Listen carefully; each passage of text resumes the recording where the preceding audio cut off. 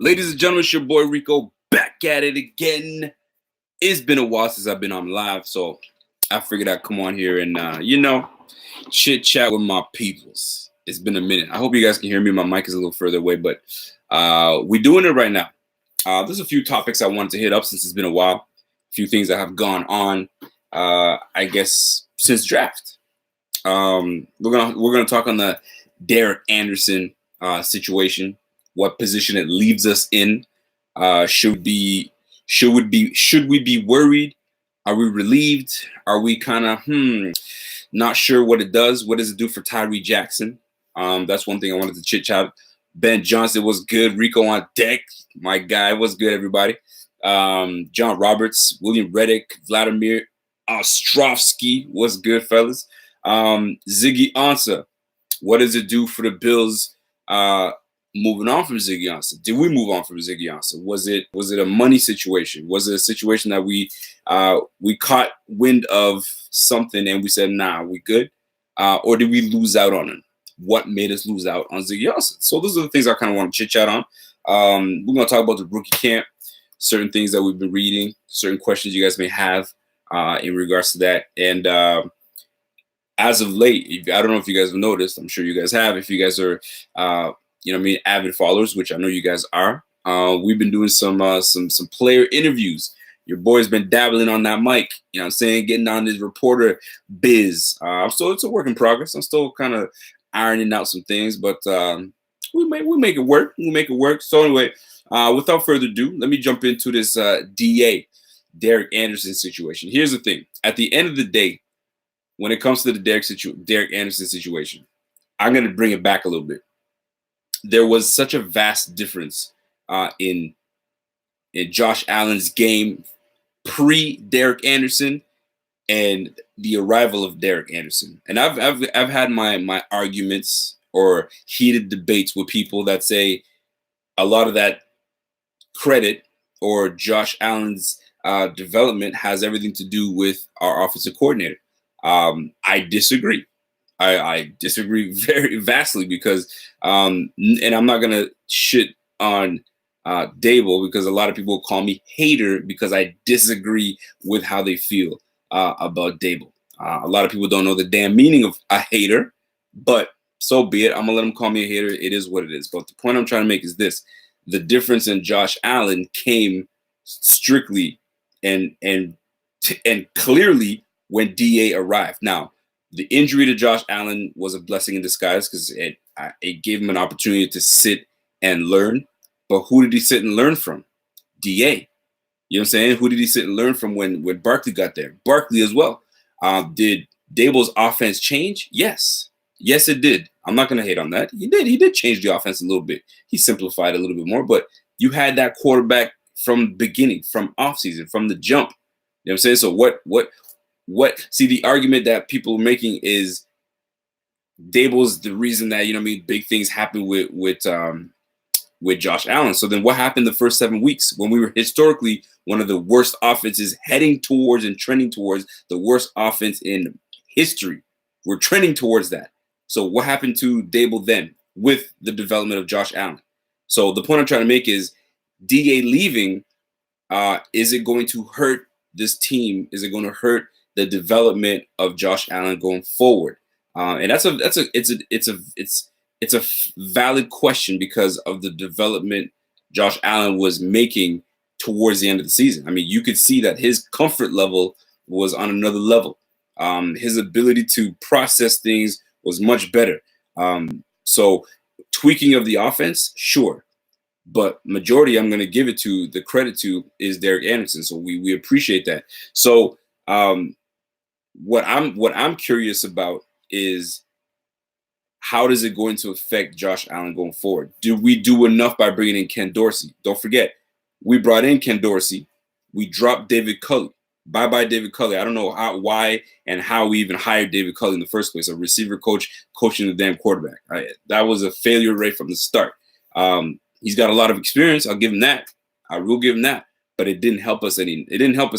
Right? By the way, shout out to everybody watching right now. There's 34 people right now. And it's a late night, so I didn't expect anybody to be watching, too much people watching, but you guys can watch this on the playback. So I want to get to my point. Is it going to affect Josh Allen going forward? I don't think so. Because now we have a true quarterback coach in Ken Dorsey. Ken Dorsey has had success with Cam Newton when he was with Cam Newton, and then he took a slide, he took a dip. So we don't know which Ken Dorsey we're getting, but I hope it's a more experienced Ken Dorsey, learning from the mistakes that he's made before, and he brings it to a young, hungry, and eager Josh Allen. Now, DA leaving doesn't hurt us as much because we have Matt Barkley. Matt Barkley not only is going to be pushing, knowing his role is one thing, but he's also going to be pushing the envelope, pushing Josh Allen to be better. So that in itself is a positive. So we lose a veteran, but we never. I mean, we don't have no veterans. Not like we started the year with nothing. We had McCarron and Peterman. You know what I'm saying? Like two fairly young quarterbacks behind a rookie quarterback. So it was never a recipe for success. It never was. So that being said, DA leaving, Barkley stays at the helm at the number 2 spot. But then now what does it do for Tyree Jackson? Obviously, what it does is it bumps up Tyree Jackson to the 3 spot, which is going to be interesting. Undrafted rookie. The word is Buffalo was looking into drafting him and bring him on, but it just never played out. So guess what? He made it on the squad regardless. It goes to tell you the talent that UB had. You know what I mean? You got 2 guys from UB on the squad right now. So Tyree Jackson has a very good opportunity to stick as the number 3 quarterback. But I'm not content with that. A lot of people are like, yo, that's perfect. That's how I want the quarterback room to be. Nah, you need to bring one more guy in. That one more guy that comes in has to have the hunger to actually try to beat out Tyree to get that number 3 spot. Because if you just leave those quarterbacks as is, guess what happens? Complacency. Shit, I got the number 3 spot. I got nothing to worry about. I'm straight. No, I don't want that. If he's got Bean has got to keep the trend all over. He's brought a whole boatload of O-line, boatload of D-line, boatload of corners. You know what I'm saying? Don't just stop at 3 quarterbacks. You got to bring one more in, a prominent one, not some camp iron. I'm talking about someone that's known so that you know that they can push Tyree. And if Tyree makes it as the number 3, shit, pushes as number 2, which I doubt highly, then we go with that. By the way, thinking out loud, what's good, my dude? Thanks for the donation. As always, I appreciate that very much. I'm calling it now. He says Robert Foster will be the number 1 receiver. Plus, McDermott is building a Super Bills D that's going to be as sick as Panthers' Super Bowl run defense. Shit, I really hope so. I probably think it's going to be better. I'll tell you that. I think it's going to be better. I think we got some hungry dogs, and this team is going to be built on speed. Appreciate that donation. I appreciate that statement because Robert Foster being number 1 receiver, shit, he's got a very big opportunity to do it. Very big opportunity. Why not? But don't sleep on my guy Duke. I'm not saying Duke Williams is going to be the number 1 guy, but shit, my man is hungry and he's ready to take it. He's ready to come after it. But Foster has a fantastic opportunity to build on what he did last year. The chemistry between him and Josh Allen was clear and evident. It's evident. So you build on those two. Those two build on each other. We got a deep threat for years to come. And then you add in a little bit of Cole Beasley, add in another threat in John Brown, Zay Jones doing the all-around stuff from inside to outside. Yo, that core 4, shit, we're going to call him the core 4. Shit, I just made that shit up right on the spot. That core 4 is going to be all right. You know what I'm saying? And then we have Sills that's going to be pushing the envelope. Duke Williams is pushing the envelope. So it's going to be a hell of a summer to see what goes on at that receiver spot. So shout out to you guys on that. So Tyree Jackson. Am I content with Tyree Jackson staying as the number 3? No. Do I want him to be good enough to take the number 3 spot? Absolutely. 1,000%. I'd like that. I like a young guy coming in and saying, you know what? I didn't get drafted. That's cool. I'm going to make the most of it with what I got, with every opportunity that I get. But you just can't stick with 3. You got to bring a 4th to really make the competition high and really about it. Because we already know how it's set up. Josh Allen's number 1. Ain't nobody knocking him off the block. Unless he is some doo-doo, which I highly doubt he's going to be, he's staying at number 1. Number 2, it's up. It's up for, I mean, you need your guy in Barkley to remain on the squad. You need that veteran guy that's seen things around the league. But shit, don't sleep on just having 3. That's just my opinion. I'm going to read a few comments, and then I'm going to jump into my next topic. So if you guys are still want to hit on these ones, we will. Let me read some stuff here. Sparkle guy, what's going on, my girl? How's everything? Love the Mike Love interview. We're going to touch on that interview in just a moment. I was at Dave and Buster's yesterday, and I played with Dion. He was there with Morse, Feliciano, Searles. Oh, shit. Good shit, man. So, good dude. You say he's a cool dude. I'll take your word for it. The Mike Love interview was awesome. I appreciate that. We're going to talk on that. Let me see. Intense Entertainment says losing Derek Anderson is not a big deal. I agree. I didn't really like the fact that we signed Derek Anderson to begin with this season. Why the hell would you guys do that? You just wasted money on having 2 veteran quarterbacks. Like, don't. Well, he can have, and then people are talking about, well, he should just quit and just become a coach and get less money, because that's what's going to happen. You get less money as a coach, and then you got to devote just as much time, if not more. Nah, he ain't doing that. He out. He's done. John Roberts says, it's all your fault, Rico. What'd I do, man? It would have been better if you didn't hype Peterman up so much. They went with Peterman instead of Allen. You think they heard? You think they listened to me? I'd love to think that my influence made that difference, but it certainly was not that in that regard. But I appreciate you thinking that I had that much influence. But listen, man, I push Peterman because I love an underdog story. I'm just a big time underdog guy. That's just what it is. I ain't gonna mince my words. So Peterman was clearly the underdog, especially with how much trashing he was getting. So I was rooting for my guy, and he did it. He earned his spot and then poo-pooed it away. So that's on him. Yes, somebody brought up Clowney, and I'm glad you got brought up Clowney, because that's going to be my second topic. And it's a perfect time to jump into it now. Let me just see if you guys have any more permanent questions on this topic here. Will it be Sills or Duke Williams to round out the receiver position? That's a great question, man. That is going to be the battle to look at. Both similar in size. Both, you know what I'm saying, do similar things. It's going to be, I'm giving the edge to Duke Williams, because he is as hungry as anybody. And you guys know me. I've been rooting for this guy since we signed him and looked into a little bit more of him. And you know what I'm saying? Everybody's like, nah, he ain't gonna make it. He ain't gonna make it. He may not, but he may, and be a very impactful player. We just never know. Samuel Harris says, can we do interviews with coaches? That's honestly the plan, man. The plan is to try to differentiate. I don't want to just do certain players. I don't want to just do top end players, and I want to mix it up, because there's going to be different views and point of views that are on that. By the way, shout out to 51 people in this room. If you guys are watching right now, please do me a favor. Click that like button. Show love to the Buffalo Fanatics. Show love to me.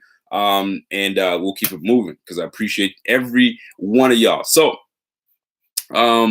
Levi Wallace is going to ball this year. Competition is going to be fierce. I absolutely agree. If the Bills make the Super Bowl this year, then I'll get laid with my blow-up dog. Yay, Thomas Kemp. Get yourself a real girl, Moo. Get yourself a real girl. These blow-up dogs don't do it for you, man. They ain't going to do it for you. All right, move on to the next topic. Ziggy Ansah. Ziggy Ansah, the whole offseason right before the draft was that we have been in talks with Ziggy Ansah, and we needed to wait till the draft happened. All right, well, the draft happened. Then we needed to find out what's really good with his shoulder, because they said his shoulder was on par and ready to roll. So then a report comes out by Ian Rappaport that says that, hey, the Seahawks became in the picture. And then Rappaport came out and said, hey, they're the front runners right now, right? So I'm trying to give you guys a timeline. And then here comes Bean saying, hey, don't listen to anything that everybody says. Not everything is true. We are still in good talks with Ziggy Ansah. We're this, that, and the third. And then we find out Ziggy Ansah signs with Seahawks. You know what I mean? How many times can you say that we've lost free agents to somewhere else because of whatever issues that were stirring in the background? So the real question becomes, few questions. Are we hurt by the Ziggy Ansah signing? Like, does it really bother us? Does it really disturb our defense? Does it really disturb what we could have been without having a Ziggy Ansah? That's number one. Number two, did we really even need it? Was it necessary? You know what I'm saying? Are we good with what we have right now? Right? And thirdly, why couldn't we bring in Ziggy Ansah? Why wouldn't he have stayed the course and continued to, mess with us and stay with us? I mean, think about it. We are a top five defense, and you choose to go with the Seattle Seahawks. Now, I get it in this regard. If anybody knows our defense, it's a very big time rotational type of defense. So you're in and out of the lineup. I mean, you're playing 40, 60% of the game. Like you're not playing the 70 to 80%. You know what I'm saying? Like Jerry Hughes is probably the guy that stays on the field the most, but he still gets rotated. So it's a very rotational type of defense. So as a free agent, do you go where you're going to be, constantly rotated? Or do you go somewhere that they just lost a big piece of Frank Clark? You know what I'm saying? That get that signed. Where the hell did Frank Clark sign? With the Chiefs? Signs with the Chiefs, and you sitting there deciding whether to go to Buffalo, or do I start right off the bat where they need someone and I don't got to rotate, right? So that's one thing that I thought potentially that was the reason for it. Kapani, go Bills. I appreciate that donation, my G. Respect. You guys, I'm telling you right now, I really appreciate every single cent you guys donate to the crew, to the boy Rico. So I appreciate that. August West says, Rico, keep up the great work. What are the chances of getting a sit down with Devin Singletary? We're working on that. We're working on that, boy. I'm telling you, man, we're working for you. We are working for you. We're trying to make things happen. Remember, these guys are so damn busy, and it's one of those busy times because rookie camp is going on, right? They might not have time for that, but they might have some downtime where they might want to interact with the fans. So we're trying to make something happen. So Ziggy Ansah going out there. How do you guys feel about that? Is that a slap in the face? Are we bothered by it? Are we moved by it? Does it really bother us? Casey says Bam Johnson going to break out. DE 7th round sleeper. We're going to talk about that Bam Johnson, by the way, because I have that in my notes. Joel G says, I'd go with Seahawks so they have better weed than y'all. You crazy. Nick says, would have been nice to get Ziggy, but he's not a game changer. In my eyes, he's going to take our defense to the next level. I disagree with that. He is a game changer. A healthy Ziggy Ansah changes the game like you wouldn't believe. He was the game wrecker for the Detroit Lions. And I think he would have been ideal fit. 4-3 defense, get after the quarterback, hand in the dirt. But I'm not losing sleep over it either. You feel me? I think it would have been amazing to have that. It would have rounded out our defense really good. But at the same time, I ain't losing sleep. But I mean, that's fair to say, man. That's really fair to say. John Roberts says Devin Singletary was the best surprise of the draft, in my opinion. I'm super hype on the kid. He pounds the rock. I'm gonna speak on Devin Singletary. I like him a lot. All those male egos out there, you would assume guys would beg to play in Buffalo to show that they can bring us back to the show. Thank you, Kathy. It's true. You think they'd want to come to a defense that's been balling, because if you have a defense think about it.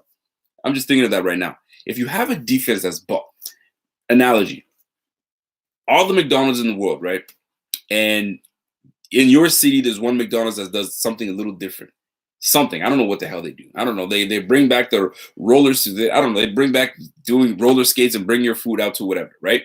And you have an opportunity to go to any McDonald's you want, but you choose that one to go there because you know that, shoot, media is all over that. They're going to be looking at that McDonald's because it's so special. It's this, that, and the third. And at least I can get noticed while I'm on this media hype train of this McDonald's. So what I'm trying to say is that you have a top 3, top 5 defense. You join that defense, they're going to be talking about this top 5 defense. And they're going to be talking about your ass because you're on that team and the showcase is going to be on you. But you choose to go to Seattle. Cool. Seattle still got a decent defense, but a top 5 defense, man, bump you. You don't want to be part of that defense, so be it. Now, another way to look at it is this. Bean wasn't ready to pay that because it's really just a 1-year deal. So it really came down to money. And if it wasn't money, it was the fact that he's going to be out a month. So for you guys that don't know, he's going to be out a whole month with the Seattle Seahawks. So he's not even going to start. So he's going to go the whole month of September, potentially until October, without even touching the field. We could have used that because we have that much depth on our team.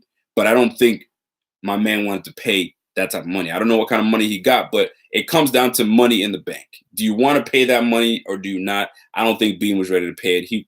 He watched that money. He watches that. He counts his pennies, man. So he's not about to give that money up.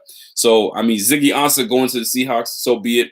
And we'll keep it moving with what we got, man, because we got some pretty damn good linemen. We're deep at the line position, so I'll take that any day, man. Let me see what we got. Samuel Harris says, I think we have a championship team with talent we have now. It depends on the coaching. It always comes down to the coaching. It does, man. When you got guys that can I can reach these players and get to them to their highest potential. Why the hell not? Woo! Vladimir Ostrovsky, what's good, my guy? $24.99 from our boy Rico. Yo, that's love, man. I appreciate that. Salute to my guy Vlad. Vladdy, what's good, my G? Kenny G says, can I get the same hat red from the BF website? My Air Allen hoodie fits perfectly. Yo, these hats, let me tell you something. These hats come strictly from me. I make these hats myself because you can't have somebody to, you know what I mean, like really get the design that you want. As simple as this ball cap is, I put a little work into it. You know what I mean? The outline, the stitching, the lettering, and all that good stuff.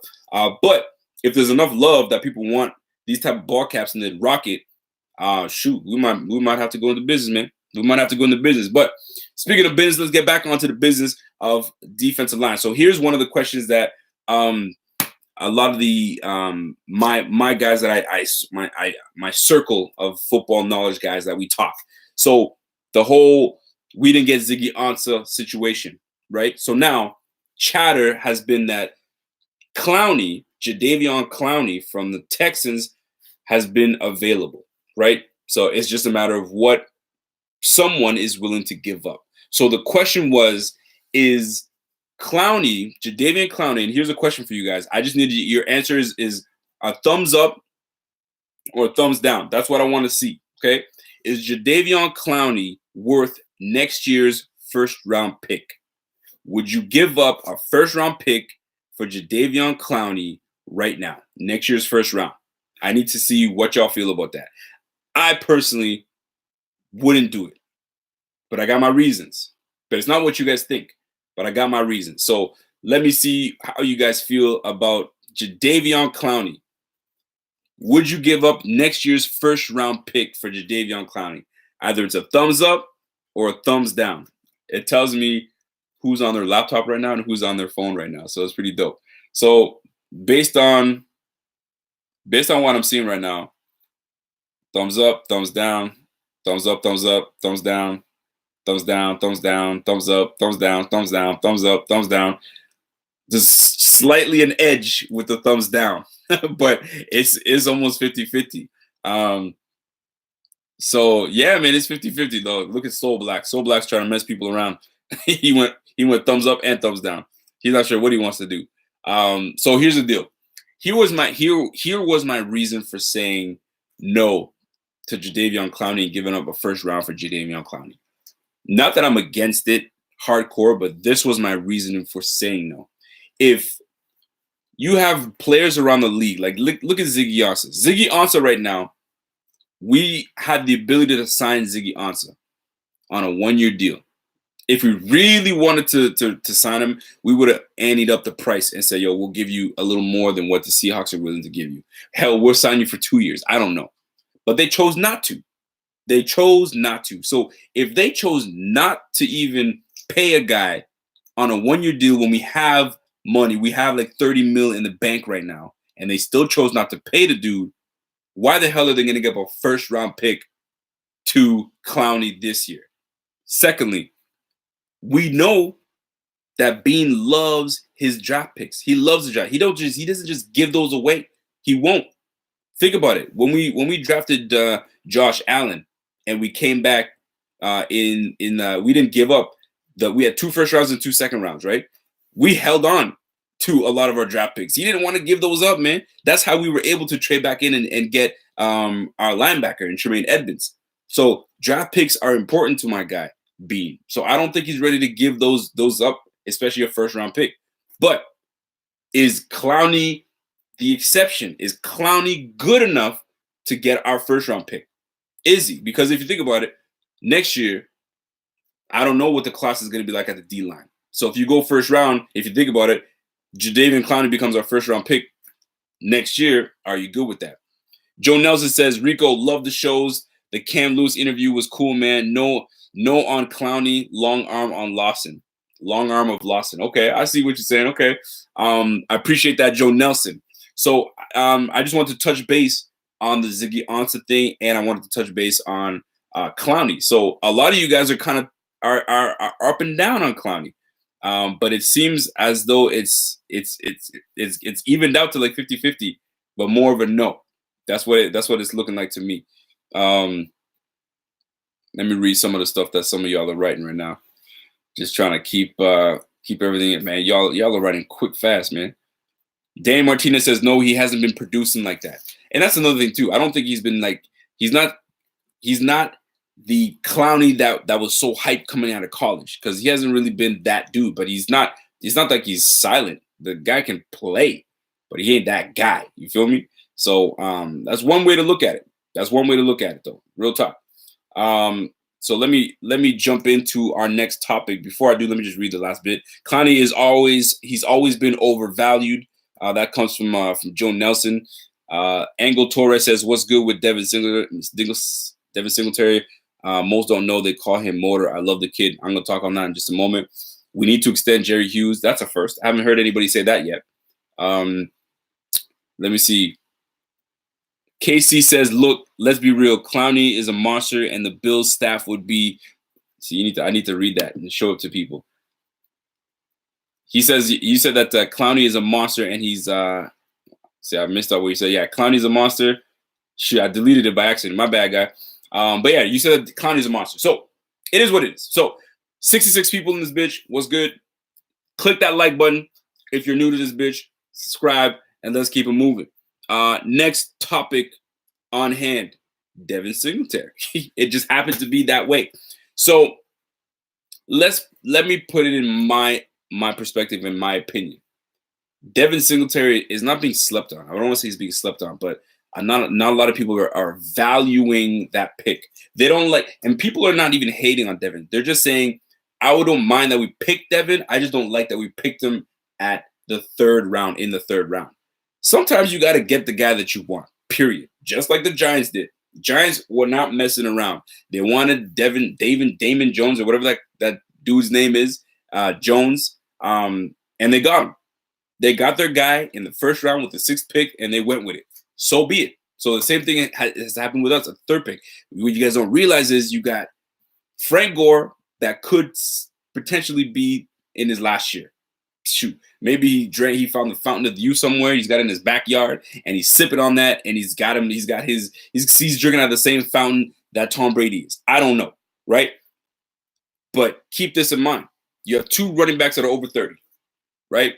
We don't know what's going to happen with Shady McCoy. Do they bring him back? Very doubtful. You know what I'm saying? He will probably finish this year, and sayonara, he's going to be looking to end his career somewhere else on a 2-year deal, something like that, right? Frank Gore potentially retires. You need a guy like Singletary that has the abilities to hit the hole, no problems. He's got they call him Motor for a reason. You never know. You can't bring his ass down. 5'9", 200 pounds solid. You feel me? So a guy like that, you got to bring him on and let him sit behind a Frank Gore, future Hall of Famer. You know what I'm saying? Or a future Hall of Famer in Shady McCoy. Why not? And you guys are going to see. He doesn't catch the ball too much out of the backfield, but he wasn't part of a program that did it. Not that he can't do it, he can, but he just wasn't part of a program that did it. The guy has low center of gravity, and his vision is impeccable. Let me tell you this. I have like a soft spot for the running back position because I played it. So I get it.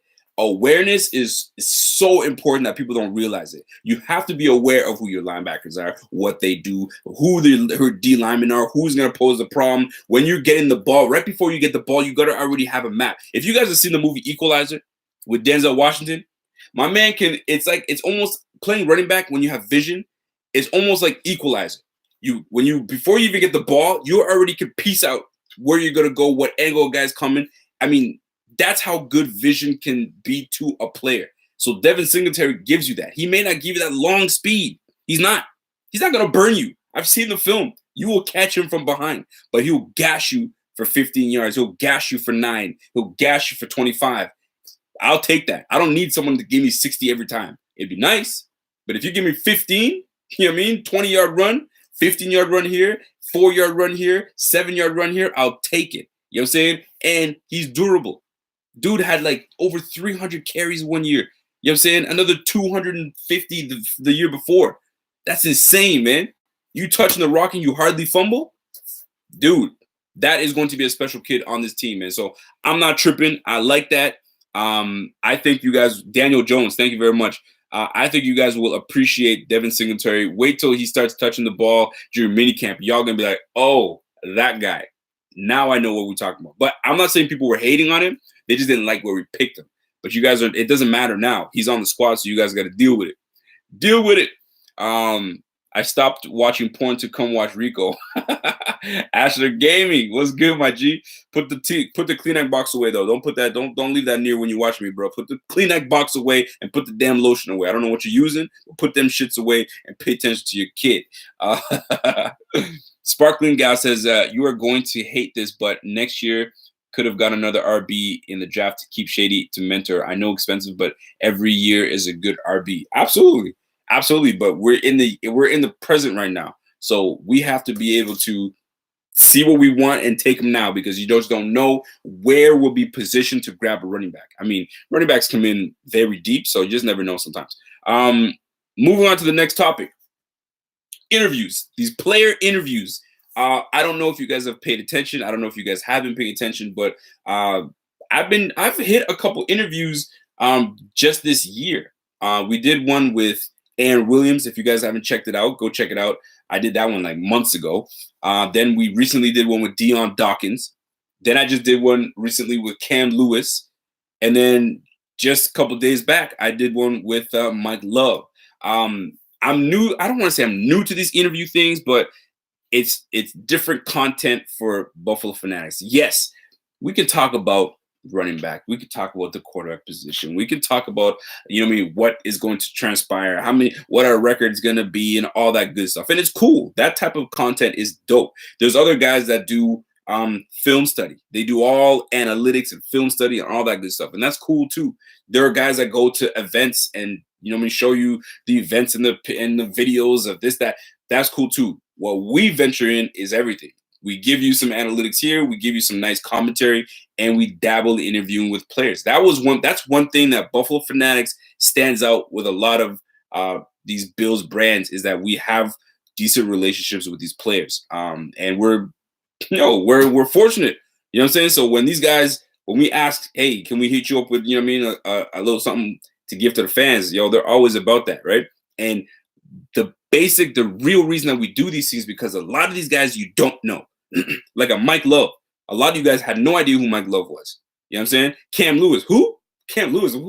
You're not going to know who those is. So when you give them an opportunity to shine and talk about it and go from there, and you guys get a good idea of who these players are, and now you can say, shit, I'm rooting for that number 56 guy because I got a chance to know him, and I'm going to now pay attention. I don't want to just pay attention to the first starting 5 guys on that D-line. So I bring up these interviews is because if there are guys or coaches or people that you guys are looking forward to us trying to interview, let us know, man. Just let me know. Hit me up on my Twitter and be like, yo, can you try to get X?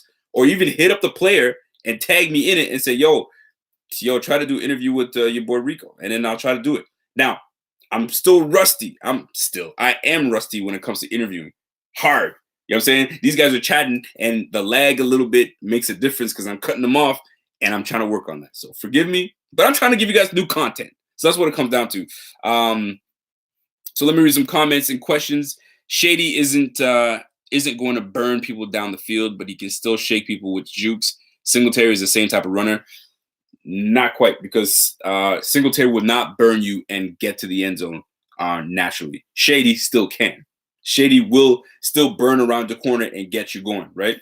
So that's what it comes down to. So to say that they're similar, I don't agree that Shady and Singletary are similar, because they're not. They're two different backs. I hate that he's elusive just like Shady. And you're going to say that they're the same player? If you're going to compare Singletary to someone on the team, it's Frank Gore. Those two dudes are similar with each other the way they run the rock. You're only going to know that if you watch the film. That's all I'm going to say to you. Josh Golden says, Rico, you got to bring in Allen for an interview. If you'll do it. Some of these higher profile cats, man, they're not about that. So we'll get who we get. Shit, if we can persuade him to, chit chat with us, it really comes down to the fans, man. If the fans start hitting them up and say, yo, you should do a Rico interview, this, that, and the third, man, we'll do it up. And a lot of the people love to do it on live, because a whole lot of people on Instagram, man. And even if it's just to spy on people and just kind of just look into people's business, a lot of times it's just that way. And with these interviews, a lot of the other players start peeping. So when these interviews are going on and you have players chime in, because I see some of the comments and the players are in there, it happens, man. It really does. Let me see. Let me read some comments before I get out of here because I just want to touch on those topics. So we touched on DA, Josh Allen, Tyree Jackson, Ziggy Ansah, Clowney, first round. We talked on that. We talked a little bit on Devin Singletary. How do you guys feel about the rookies so far? I want to know how you guys feel about that. You got Ed Oliver. You know what I mean? We got Cody Ford, Devin Singletary. You know what I'm saying? We got Voshon Joseph. So we got some guys, man. Devin Knox. I keep calling him Devin Knox. Dawson Knox. So we got some guys, man. The one name I want to give out to you guys that I'm hoping that I can try to get an interview with him is Bam Johnson, Daryl Johnson, our 7th round pick. I'm hoping to try to get something with him because I think that's one name for everyone to pay attention to when it comes to this year. I'm not saying he's going to be special, but he's a name to pay attention to. That's all I'm gonna hit on that. Palmer says, "Yo, Rico, in the dark room right now." Yeah, I'm in the dark room, man. I got my. Some people don't like the black background, so I might change it up a little bit. But I like it. I was doing the white before, so I'm changing it to the white to the black, and then we'll change it up. So how you guys feel about the rookies though? Are you guys feeling the rookies? Are we not happy? Are we in the wait and see mode? I'm in the wait and see mode. I like what we've done so far. I've given us a grade of an A. Now it's just a matter of making sure that we execute. Execution is going to be key, big time. Jamel says you got to go with the blue background. I think you're the second person that said that, man. Someone said keep it white. Keep it white, keep it right. Josh Golden says, Rico, bring on David Sills or Tyree Jackson for your interview. Hit him up. All you got to do is hit him up, but we'll be doing our part in trying to get these guys going. I know David Sills we hit up, and his is just a matter of logistics of when he's free. But we working, man. We working on trying to make things happen, man. Sparking Guy says we're in a wait and see. Yes, we are. We are in a wait and see. Let these guys get acclimated with the city. Let them get acclimated and all that good stuff with the offense and so on and so forth, and the defense. Then we'll get it going. Are we good? Are we good? So I've hit what I wanted to hit. I'm just gonna read a few more comments and questions, and I'm gonna get out of here, man. August West says preseason is wait and see on the entire squad. Everyone needs to compete. 1,000%. You can't say it. You said it best, man. Nothing you said was wrong. CR says, did you see David Sills' footwork at rookie camp? Yeah, I saw it. It was cool. It was all right. I was actually paying attention to Duke Williams more so than David Sills, but you know whose footwork I didn't like? Easily. I wasn't feeling that. Easily just looks like a, you know what I'm saying? I don't know. I don't even know what to call it. I'm not even hating though. It's not that it's a bad thing. Like, yeah, he was somewhat productive at Iowa, but I wasn't too overly impressed. Bo Cook says, I'm still not sold on Dable. Neither am I. But guess what? People are going to call me, Rico, you're a hater. You're a hater. You've been hating since last year. But why was I hating? You know what I mean? Well, because he had a rookie this and a rookie that. No, knock it off. Just cut it off. I ain't trying to hear that. All right? Dable has a lot of pressure on him this year. He's got to fulfill. In my opinion, if he doesn't, guess who's waiting with a clipboard in his hand and ready to take over? Ken Dorsey. That's just my opinion. You know what I'm saying? Because right now, they've given the groceries to Dable. You now have no excuse to say, I don't have the weapons. I don't have the groceries. I don't have this, that, and the third. There is no more excuses. Now you got to produce. Now, if you don't produce, then I'm going to be right in what I've been saying all along. He's just not good enough to be the coordinator on this team. But am I being overly harsh? I don't know. When's the last time we had an offensive coordinator that was legit? Honestly speaking, when's the last time we had an offensive coordinator that was legit? Because a lot of times we always say, when's the last time we had a head coach that was legit? When's the last time? Because every time that 17-year drought that we went through, that's all we heard. We never had the talent. We never had good head coaches. We never had this. We never had the list goes on. So when's the last time we had a legitimate offensive coordinator? Chan Gailey? Before that? Can you name them? malarkey after 1 year, and then he took off. Like, seriously, talk to me. When's the last time we had a legit offensive coordinator? Anthony Lynn. Anthony Lynn, I liked as a coordinator, and then he left. We didn't even have a chance to really develop him because he was working with freaking Tyrod Taylor. So could you imagine an Anthony Lynn with a Josh Allen? Maybe that would have been legit.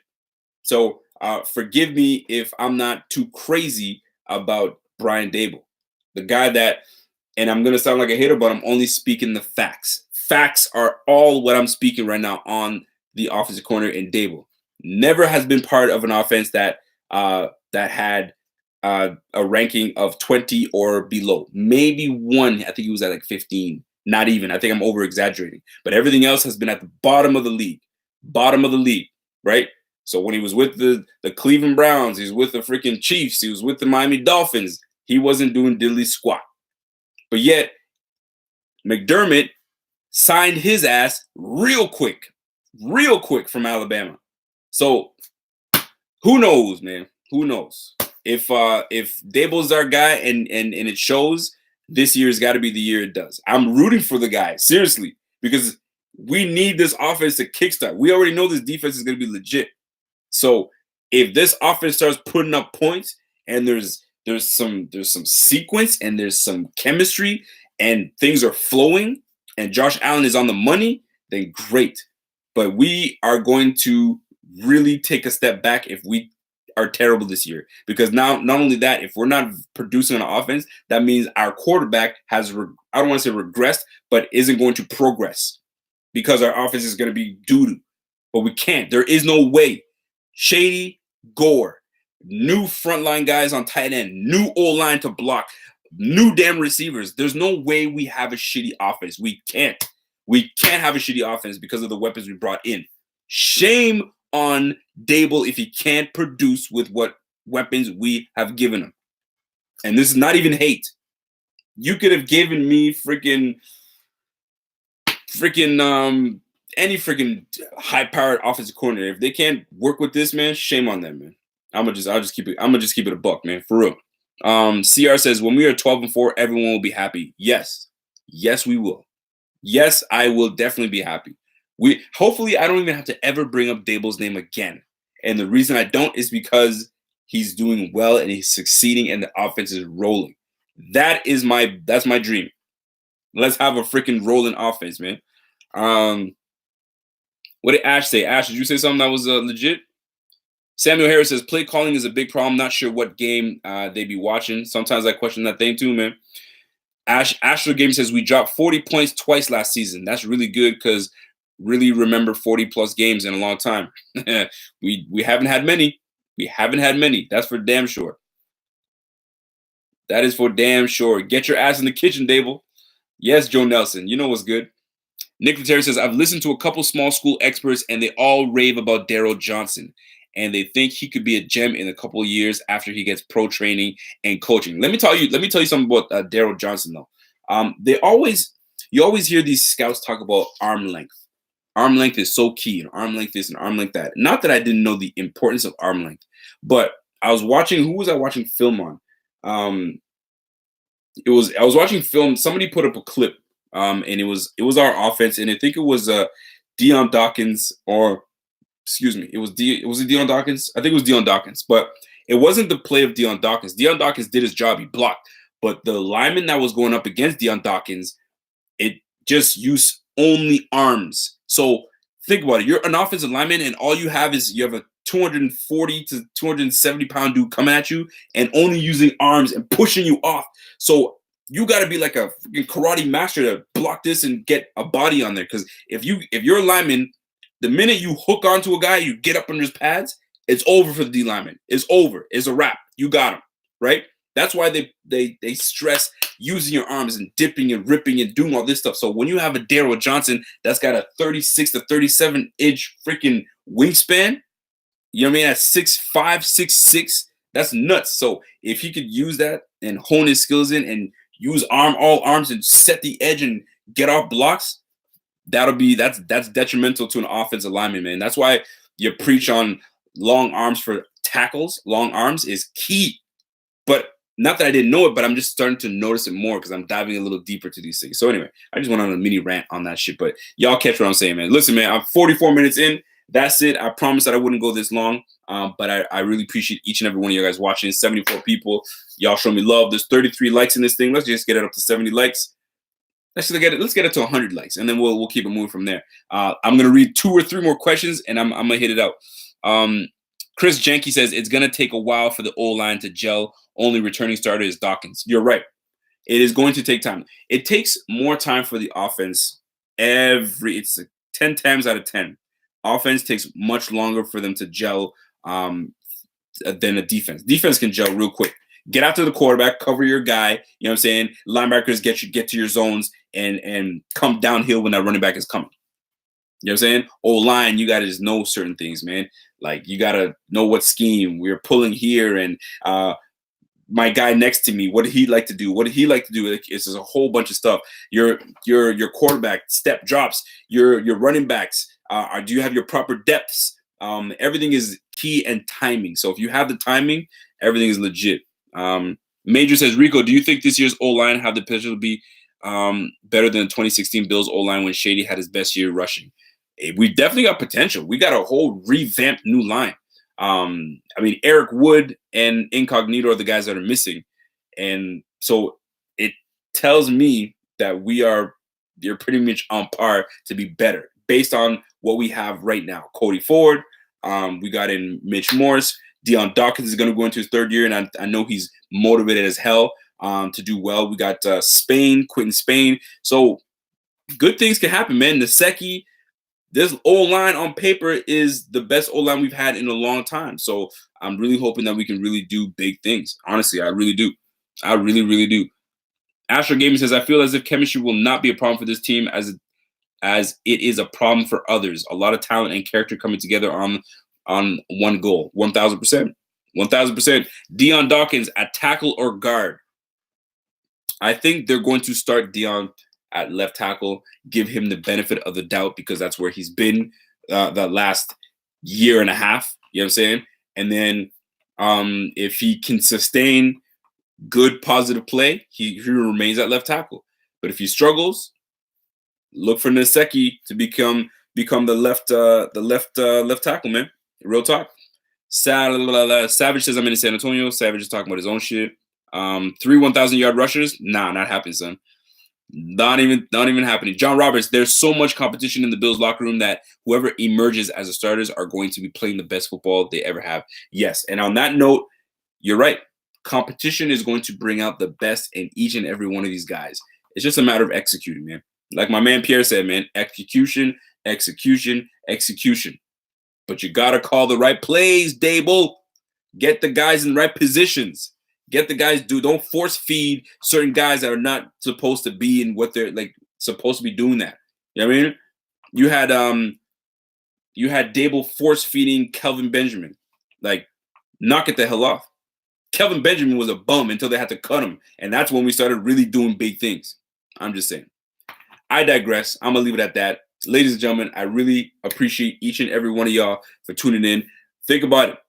Think about what people that you guys want me to interview next. If you guys have questions, concerns, hit me up on Twitter, realrico_BF. Yo, hit me up, man. Follow your boy. I answer. I talk to everybody. I talk my shit.